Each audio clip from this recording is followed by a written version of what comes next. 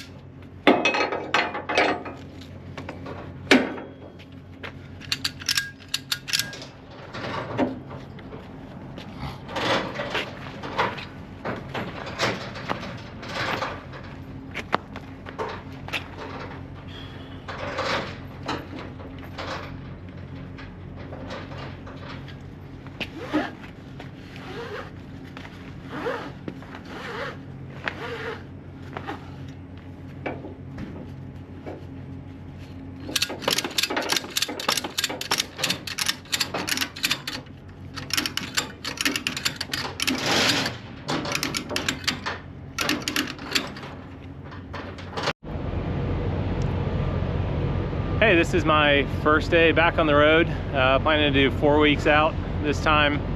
I picked up this load of conduit in Middlesboro, Kentucky, north of the Cumberland Gap, about noon today. It's about 6 o'clock now at a Flying J just south of Dalton, Georgia. I've got about 7.5 hours to go. Deliver in Orlando tomorrow, so I'll probably get there between 11:30 and 12. Plan to get on the road at 4 o'clock in the morning. So this is a conduit. I think there's some kind of cable. I'm not sure exactly what it is, some kind of cable inside the conduit, but it's 12,700 pounds, 10 reels. I've got chains, 2 chains on the back and 2 chains on the front, pair of reels with 8 binders total, 4 binders, 2 chains, 4 binders on the back pair, same on the front pair. And then I've got 3-inch straps pulling straight down on the middle.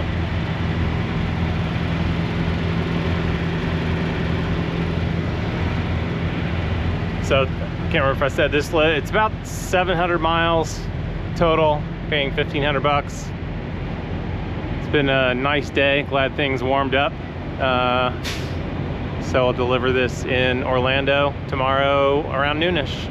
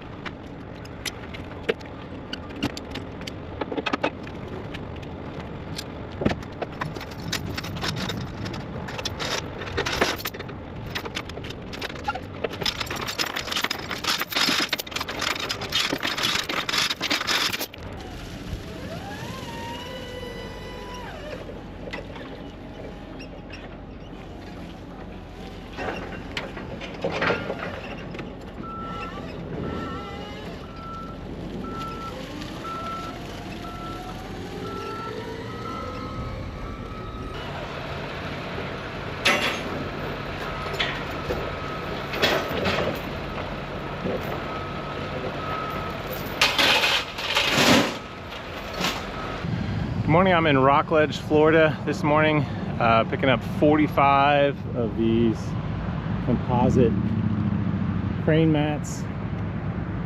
Gonna be 16,000 pounds, short run, just 178 miles. Headed to Fort Lauderdale. This is paying 700 bucks, so close to $4 a mile, short run, but decent pay.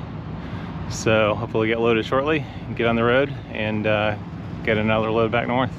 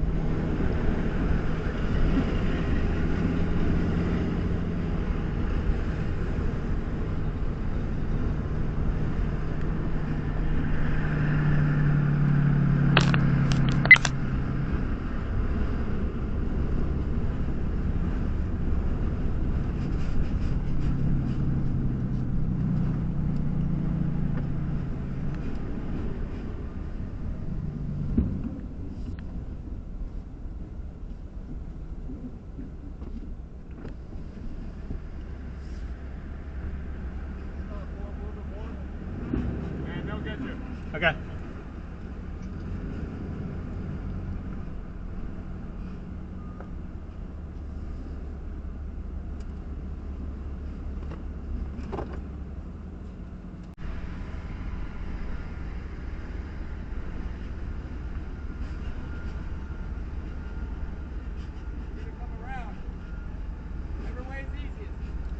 I'll get through there.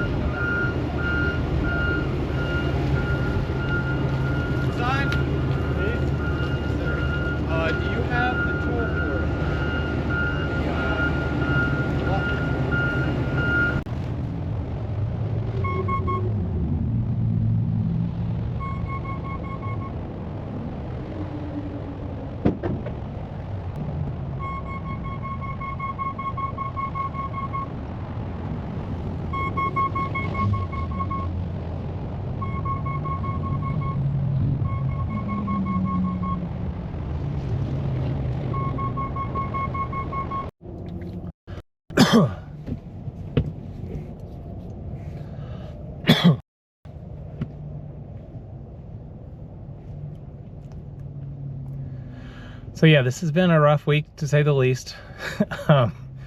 It's almost kind of funny, but it's definitely sad too. So my first, some of it's my fault and a lot of it's not my fault, but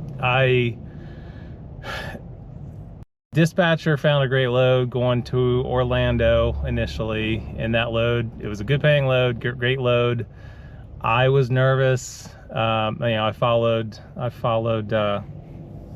Kogan on YouTube. He's basically was my mentor without knowing it. I've never met him, but I've watched almost every video. But Alex lives in Miami, and in many of his videos, he's talked about how hard it is to get out of Miami, to get out of Florida when he goes on the road. And I knew that, and when she said Orlando, I said, oh, I don't know, and I did it anyway.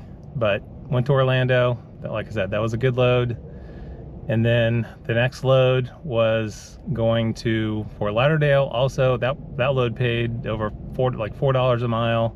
Great load, but right down to where Alex lives and where I knew I shouldn't be going, but I went anyway. So I got down there, and it was cool. It was, the port was pretty neat. It was a cool place to deliver. But there was nothing, absolutely nothing coming out of there. Like there were 3 or 4 loads, like 87 cents a mile or something like that, going to other areas in Florida. It was just, there was nothing. So after waiting 2 or 3 hours, eventually I decided, okay, I'll just drive north. That load paid $4 a mile getting down there. That covers some of it, to not be ridiculous. So I drove back up to Lake Wales, south of Orlando, thinking Central Florida, Orlando, might be able to find a load there. So got up there, that was Wednesday afternoon. So stayed at a truck stop that night, and Thursday morning, I'm empty, looking for a load. Got up early. My dispatcher's in Texas. I wasn't hearing from her. Thought maybe she overslept or something. Still wasn't hearing from her. I'm looking at loads. I mean, there was nothing anyway, but I was watching the load boards starting at like 7 a.m. Eastern time. Wasn't hearing from her. And then finally a couple loads started to pop up, so wasn't hearing from her. So I ended up booking a load myself, which was the first time I'd done it. It's not rocket science, so it wasn't that big of a deal at all. I kind of knew how to do it anyway, but that was the first load I actually booked myself. And before I go into that, to find out later, she was unexpectedly in an area that she didn't have. She had terrible cell service, and not that big of a deal. I was empty anyway. I got my own load. So anyway, we worked that out, and I'm fine. But so the load was out of Daytona Beach. It was like a 2-hour drive. It was a United Rentals van going somewhere south of Atlanta. But anyway, so drove 2 hours, get to United Rentals, get the bill lading, go to drive the van on, and the clearance was too low for my mega ramps. It wouldn't get to the point where the wheels would go up the ramps. So it wouldn't work, so I had to cancel the load. So lost that load. By that point, I caught up with Caitlin, found out what was going on. She has a backup, so she connected me with her backup. So I had another person helping me look. So her backup dispatcher found another load for me out of Jacksonville, going, I think South Carolina it was. Anyway, it was another rental place. When I was editing my video, I realized that the last video of my explanation of my lost loads and how I ended up here at home back in Eastern Tennessee, the file was corrupt. So I'm re-recording that part of the explanation. So that next load was that the dispatcher booked for me. The backup dispatcher was Sunbelt Rentals load from Jacksonville going to South Carolina, paying decent. So I drove up to Jacksonville, went to pick it up, got up there at the Sunbelt Rentals. So this one, they had sent a bill lading and the rate confirmation. Get to the Sunbelt Rentals and walk in. This was for a street sweeper, like on a F-350 chassis or something like that. So I walk in and they said, it's not here anymore. They moved it. They took it. Somebody else took it. And I was like, what? So it turned out it was just like a couple miles away. It was another Sunbelt location. So call the broker, get updated paperwork. I'm drive over there to pick it up, pick up the street sweeper, walk inside, and the guy immediately says, what kind of trailer you have? And I said, Hotshot with mega ramps. And he said, damn it, why do they always send those? It won't work. It has to be a RGN. So that's how I lost that load. I did get a tow new for that one, so at least I got $100 out of it. So then by that point it was too late in the day, so I just found a truck stop to spend the night. I was getting pretty frustrated with the week, obviously. So Friday morning I was up early, watching the rate boards. By 7 o'clock there was really nothing worthwhile. And then finally, close to 10 o'clock, a dream load popped up. It was I think it was $5.13 a mile, like $1,800 going from Jacksonville, from like 15 minutes from where I was parked to Atlanta. And like $1,800, like that would have saved my week, profitability wise and revenue wise. Would have been awesome. And that's when I started to think, man, I could, like, it was delivering straight through, so I could pick up and deliver on Friday. It was perfect. A true dream load. So the dispatcher, backup dispatcher, she, we got the load. We went through the process, got set up with the vendor, or with the broker. Everything was good. I was just waiting on the rate confirmation. But the whole time I'm thinking, like, this is too good to be true after this week I've had. Like, I have a feeling this is going to blow up. But I'm not going to be excited until I actually have it on my trailer. So kind of as I expected, While I was waiting for the rate confirmation, we got everything set up through RMIS and everything. While I was waiting for the rate confirmation, the broker called and said, "Do you have that load booked from Jacksonville to Atlanta?" I said, "Yeah." And she said, "I'm so sorry. The shipper, the customer, has canceled the shipment." And I was like, "You've got to be kidding me!" Even though I had a feeling it was going to happen, there was something bad was going to happen, but. Anyway, that was kind of the straw that broke the camel's back. And I was like, and after having thought about being able to sleep in my own bed over the weekend with that load going through Atlanta, that's when I was like, you know what, screw this. I'm done. I just want to forget this week ever happened. I'm going to go home, get some bourbon, get a steak, sleep in my own bed, and I'll start again Monday. So that's how I ended up back here in Tennessee. It ended up being kind of a rough drive. It took me like 3 hours to get through Atlanta, so it should have been a 9-hour drive. It ended up being like a 12.5-hour drive, but I made it home safely. It's been an awesome weekend. It's Sunday night now. Looking forward to going back out on the road tomorrow morning. I've got planning another 3 weeks on the road this time, so hopefully this week will be better. I will definitely not go to Florida ever again. And but thanks for watching, and thanks for listening to my story. And I'll see you next time.